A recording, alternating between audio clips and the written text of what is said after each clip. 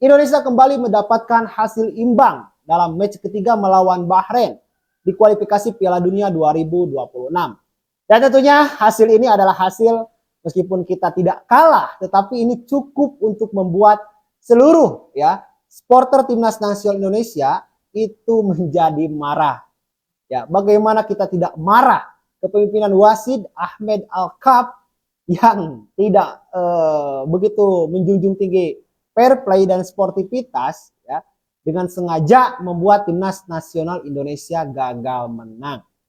Nah, sebenarnya ya isu tentang kita akan kerjain wasit gitu ya dan negara lawan bahkan AFC itu sudah menggema ya sebelum Indonesia itu memulai laganya di kualifikasi Piala Dunia di ronde ketiga ini. Sudah marak di berbagai media sebenarnya ya. Tetapi ya gue berpikir positif aja gitu ya. Ya mungkin sekarang mereka sudah berbenah gitu ya, sudah baik, sistemnya sudah diperbaiki lagi, kinerja wasitnya, sumber daya wasitnya sudah mumpuni. Ya. Tetapi ya di pertandingan semalam ini sudah sangat jelas membuktikan bahwa Indonesia ini dijegal untuk lolos ke Piala Dunia 2026. Dan kemungkinan ini akan ada kecurangan-kecurangan lagi ya yang dilakukan baik itu oleh wasit, oleh AFC maupun oleh negara lawan agar supaya Indonesia ini tidak lajunya ini tidak mulus gitu. Padahal gitu ya, mau tidak mau mereka pun harus mengakui bahwa kualitas sepak bola timnas nasional Indonesia itu sudah baik. Bahkan kalau gua rasa kemenangan semalam melawan Bahrain jika wasitnya adil, nah itu akan semakin membuat kita ya nyaman ya di klasemen sementara. Artinya kalau misalnya kita menang ya semalam melawan Bahrain, kita sudah mendapatkan 5 poin dan kita sementara berada di peringkat kedua klasemen sementara setelah Jepang. Ya. Jepang mengalahkan Arab Saudi 2-0. Australia berhasil menang melawan Cina dengan skor 3-1.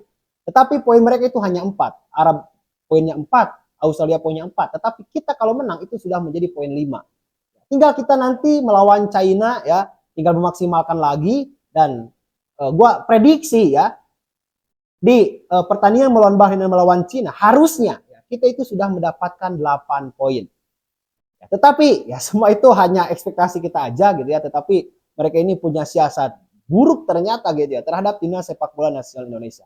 Dan gua rasa PSSI harus segera ini melayangkan protesnya kepada FIFA ya, semoga aja FIFA bisa melihat ini sebagai suatu tindakan yang salah gitu ya dan ya jatuhkan sanksi seberat-beratnya kepada wasit Ahmed Al-Kab ya dan lakukan investigasi.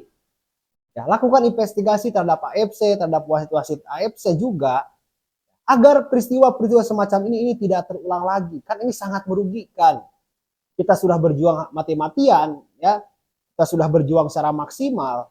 Bahkan persiapan timnas nasional Indonesia juga kan untuk menghadapi kualifikasi Piala Dunia ronde ketiga ini sudah sangat begitu lama. Bukan hanya waktu, materi kita terbuang. Ya.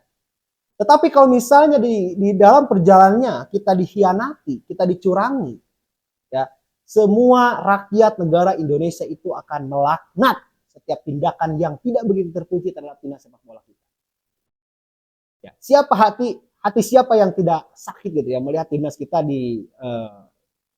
dipermainkan seperti ini. Ini menyangkut harga diri bangsa. Ya, timnas kita ini membawa nama besar dengan Garuda di lambang di dada. Mereka bermain dengan begitu begitu kerja keras, pantang menyerah, terus berlari ya. Tidak meskipun mereka harus jatuh, bangun, jatuh lagi, tapi mereka tetap tegak. Tetapi ketika memang kita dicurangi, kita pun ikut rapuh, bos. Sakit hati ini gitu. Bahkan gua ini dari malam ini gak bisa tidur gitu ya. Teringat mulu dengan wajah wasit ini. Waduh, kalau ada ke Indonesia ini wasit ini ya, wah gua bisa pastikan ya habis ini oleh rakyat Indonesia ya.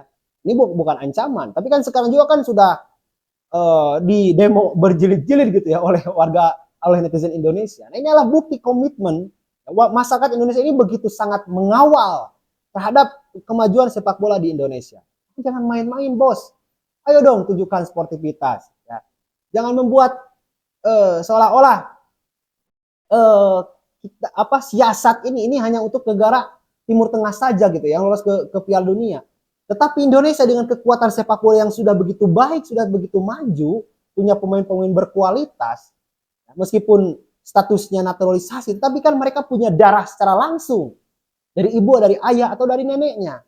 Itu kan bisa terbilang juga punya jiwa nasionalisme untuk membangun sepak bola yang lebih baik lagi. Makanya gue mohon kepada AFC, ayo dong kita berperilaku sportif, yang junjung tinggi fair play dalam sepak bola. Karena ya AFC pun tanpa Indonesia ya emang bisa gitu ya. Ya kan rating-rating penonton tertinggi kan selalu dari Indonesia, penonton terbanyak dari Indonesia. Emang nggak kemakan tuh uang dari Indonesia oleh AFC.